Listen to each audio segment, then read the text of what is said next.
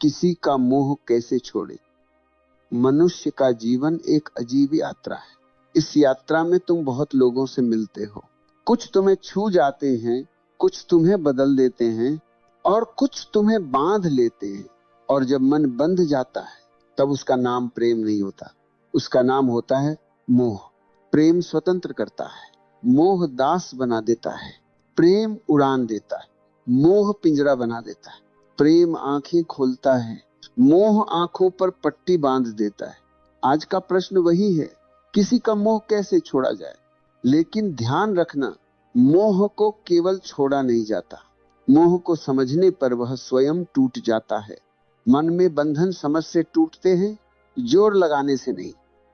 मोह वह नहीं है कि तुम किसी से प्यार करते हो, मोह वह है कि तुम किसी से अपनी अधूरी आत्मा को पूरा करने की कोशिश करते हो।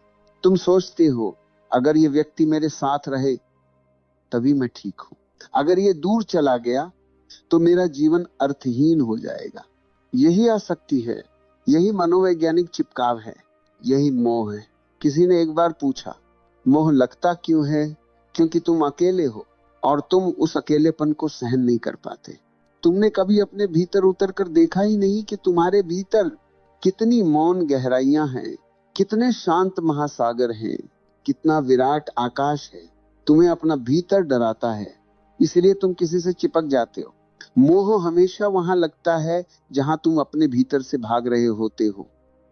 लोग सबसे अधिक भ्रमित इसी जगह होते हैं। वे मोह को प्रेम समझ लेते हैं, लेकिन प्रेम और मोह का अंतर आसमान और धरती जितना बड़ा है। मोह कहता है तुम मेरे हो, तुम्हें मेरे हिसाब से बदलना होगा, तुम मुझे मत छोड़ना। प्रेम कहता है तुम स्वतंत्र हो, तुम्हारी यात्रा तुम्हारी है, मैं तुम्हें एक आकाश दूंगा, बंधन नहीं। मोह हमेशा भय से पैदा होता है, प्रेम हमेशा स्वतंत्रता से। मोह तुम्हें कैदी बनाता है, प्रेम तुम्हें विस्तृत करता है।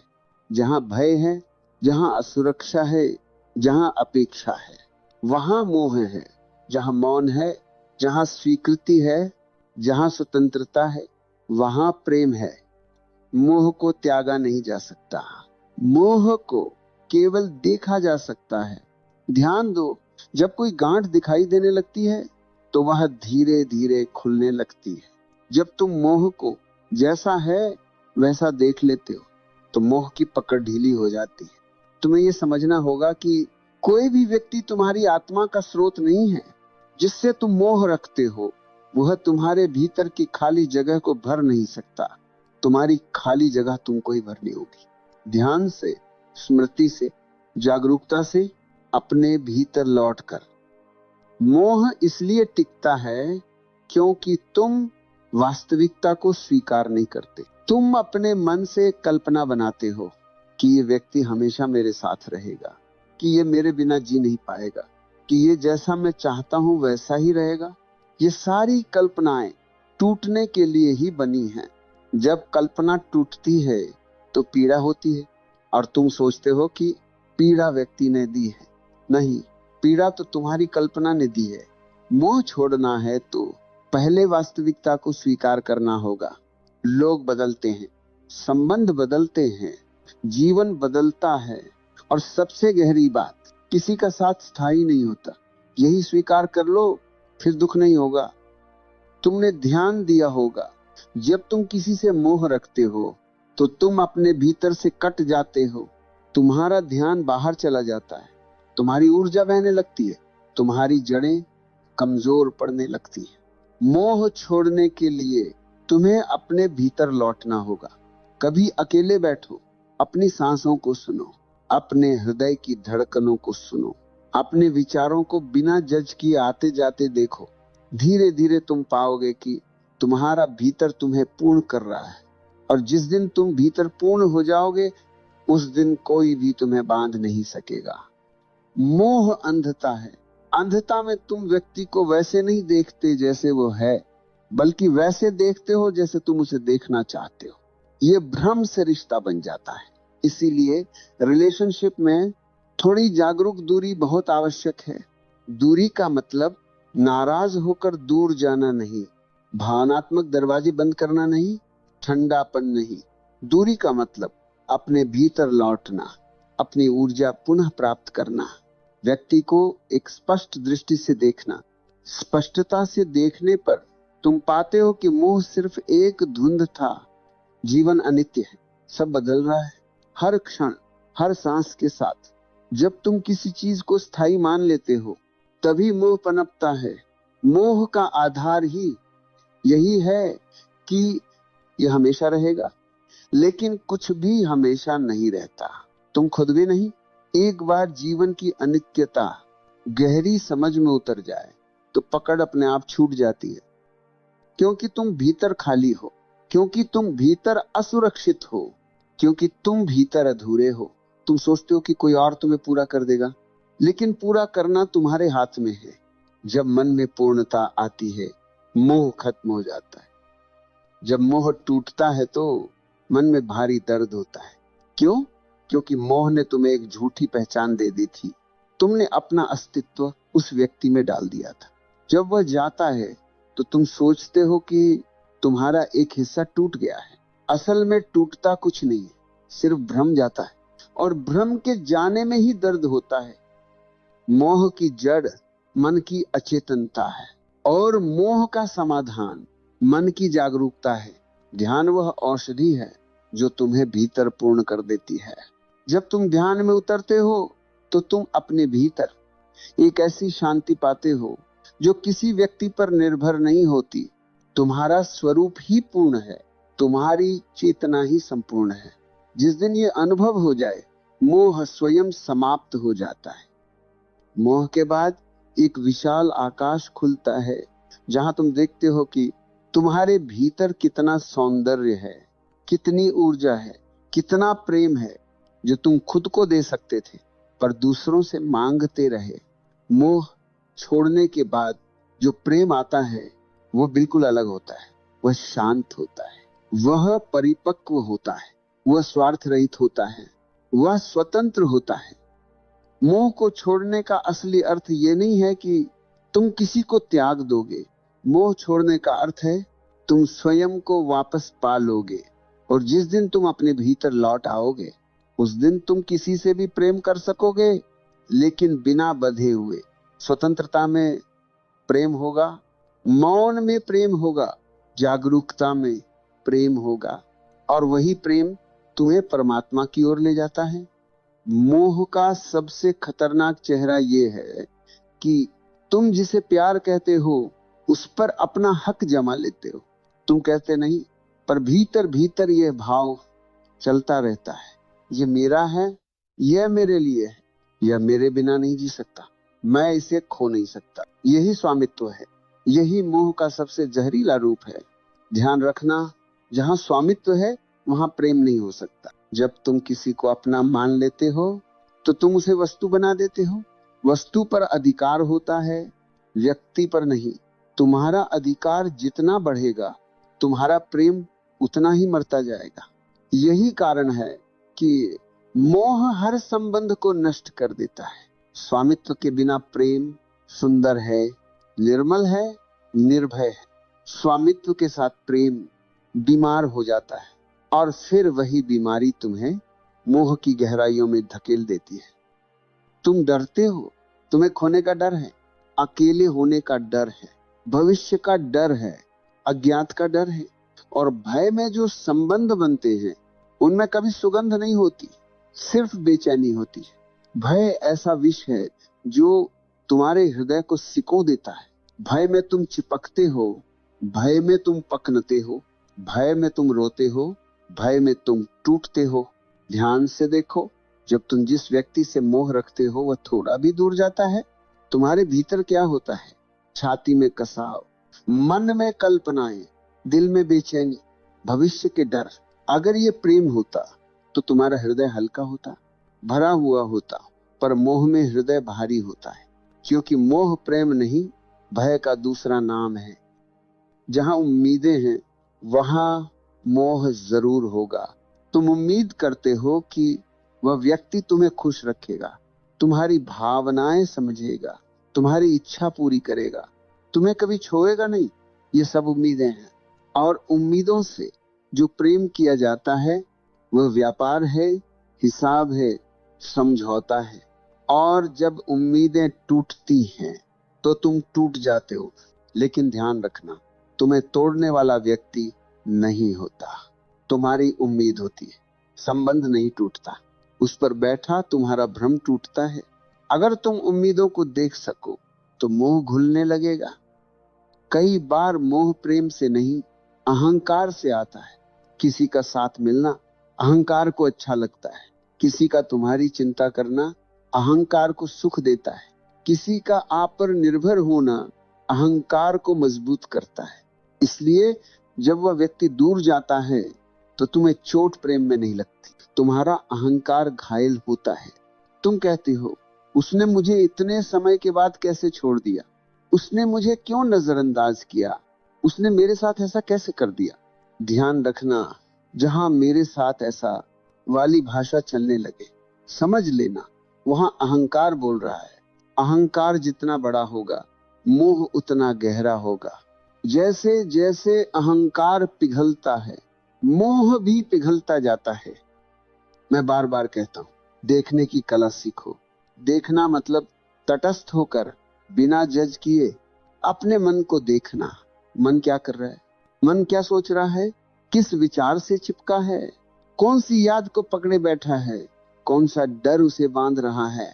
जब तुम मन को देखते हो तो एक दूरी बनती है, मन इधर है तुम उधर हो।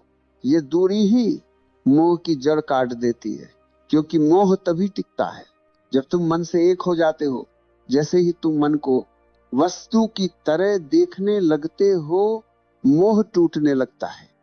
सांस गहरी हो, धीमी हो, जागरूक हो तो मोह स्वतः गिर जाता है। कैसे? क्योंकि सांस तुम्हें वर्तमान में लाती है और मोह हमेशा अतीत और भविष्य में होता है। अतीत की यादें, भविष्य की कल्पनाएं, दोनों मिलकर मोह पैदा करते हैं। लेकिन जब तुम सांस पर लौट आते हो तो तुम वर्तमान में आते हो, और वर्तमान में मोह असंभव है, क्योंकि वर्तमान में मन नहीं होता, सिर्फ चेतना होती है। ये ध्यान बहुत सूक्ष्म है और बहुत प्रभावी भी।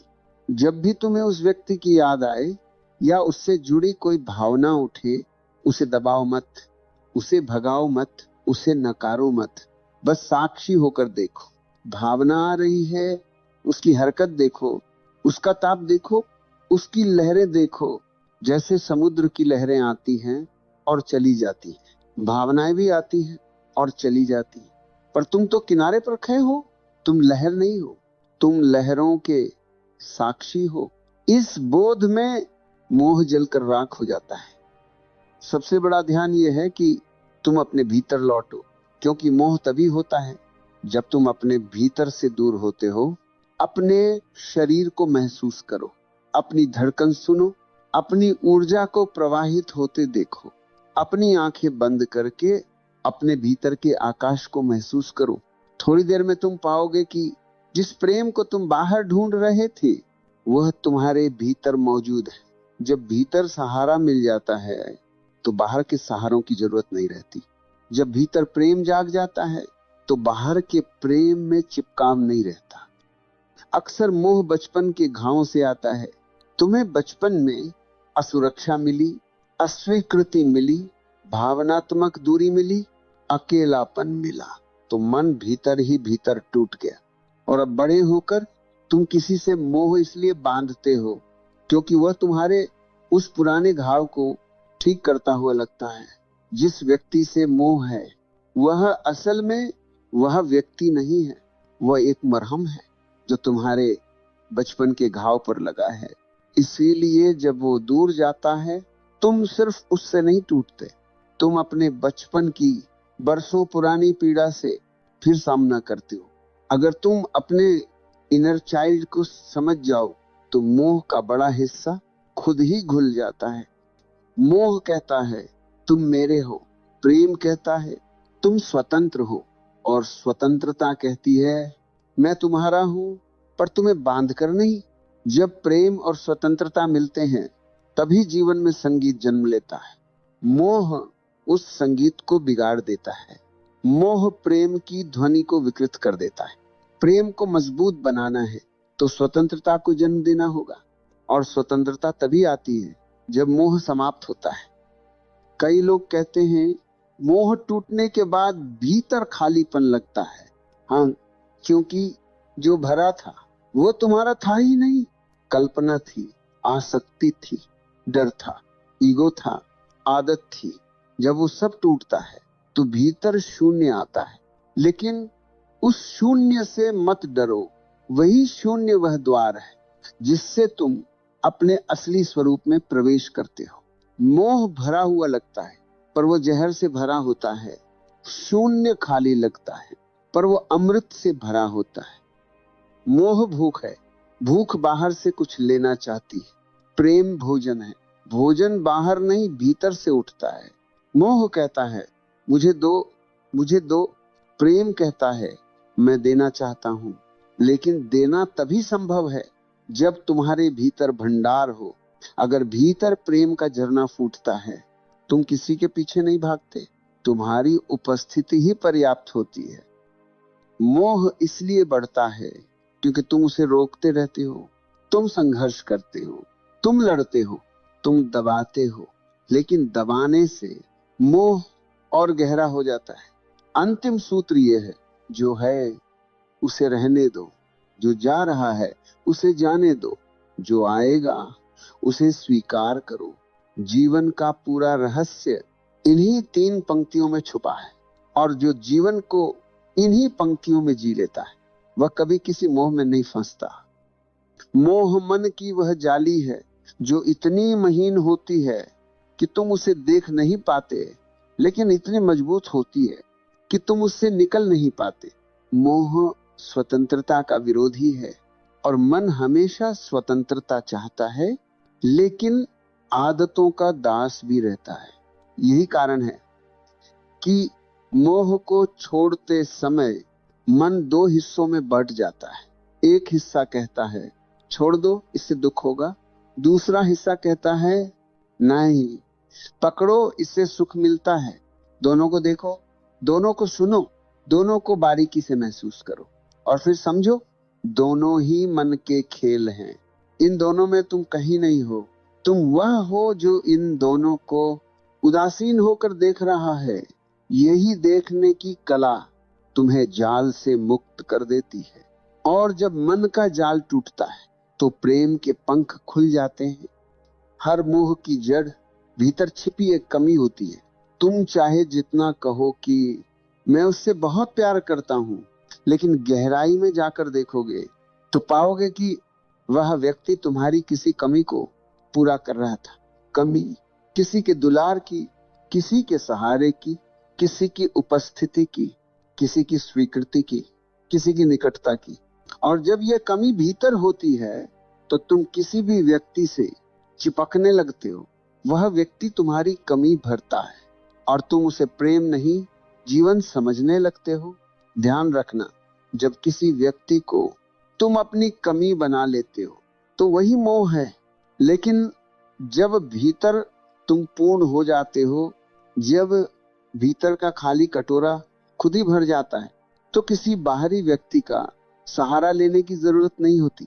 तुम उसे चाह सकते हो पर उस पर निर्भर नहीं रहते।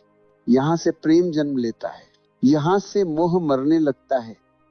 जब संबंध टूटता है या व्यक्ति जाता है तो मन तुरंत कहता है वही सब कुछ था, वह गया तो जीवन खत्म, उसके बिना मैं जी नहीं सकता। लेकिन क्या सचमुच वो सब कुछ था? नहीं, सब कुछ तुम खुद हो, बाकी सब अनुभव हैं।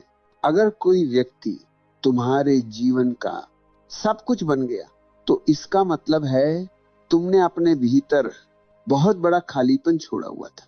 उस खालीपन में वो व्यक्ति बैठ गया। जब वह गया तो खालीपन बढ़ गया और तुम्हें लगा सब कुछ चला गया। नहीं, कुछ भी नहीं गया। भ्रम टूटा है और भ्रम टूटना जीवन की सबसे पवित्र घटना है।